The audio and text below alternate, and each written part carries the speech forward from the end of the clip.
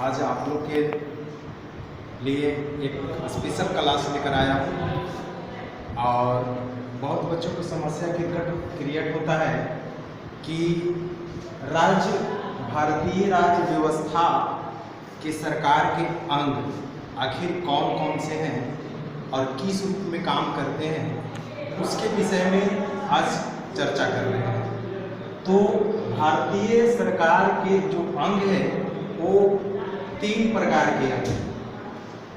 पहला है जिसको हम बोलते हैं विधायिका, दूसरा है जिसको हम बोलते हैं कार्यपालिका और तीसरा है न्यायपालिका। तो इसके ये जो 3 अंग है सरकार के, इसका वर्क क्या है, कार्य क्या है, इसके बारे में हम चर्चा करेंगे। तो विधायिका का काम है विधि या कानून बनाना। कोई भी सरकार की जो कानून है, कोई भी विधि है, तो वो कानून बनाने का काम विधायिका करती है। इसके बाद कानून को लागू करने का काम कार्यपालिका करती है।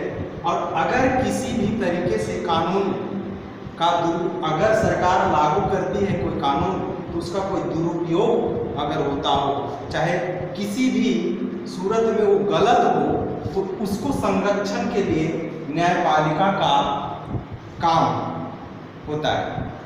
और इसके बाद यहाँ पे देखेंगे कि विधायिका में भी जो अंग है वो 2 प्रकार के अंग होते हैं।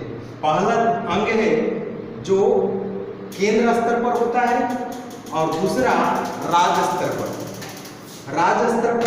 और यहाँ भी उसी प्रकार देखेंगे कार्यपालिका में जब कानून लागू करते हैं तो उसमें कौन कौन से शामिल होते हैं। तो यहाँ भी केंद्र स्तर पर भी होते हैं और राज्य स्तर पर। यहाँ भी कानून का जो संरक्षण होता है उस संरक्षण के 3 अंग होते हैं, जिसको पहला है केंद्र स्तर पर, राज्य स्तर पर और जिला स्तर पर। फिर यहाँ से चर्चा करेंगे विधायिका में कि वो विधायिका के और कौन कौन से अंग हैं। तो केंद्र स्तर पर 2 केंद्र स्तर पर सांसद होते हैं, जिसको हम बोलते हैं MP, मेंबर्स ऑफ पार्लियामेंट, और लेजिस्लेटिव असेंबली राज्य स्तर पर, MLA, member of legislative assembly. तो इसके संसद के अंतर्गत जो केंद्र स्तर पर होता है वो 2 होते हैं, लोकसभा और राज्यसभा। राज्य स्तर पर विधानमंडल में देखेंगे MLA में, तो इसमें विधानसभा होते हैं और विधान परिषद।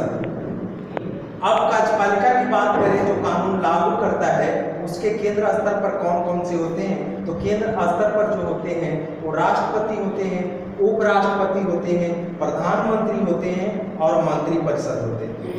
और राज्य स्तर पर देखेंगे जो कानून लागू करते हैं उसके राज्य स्तर पर राज्यपाल होता है, मुख्यमंत्री होता है, मंत्रिपरिषद होते हैं।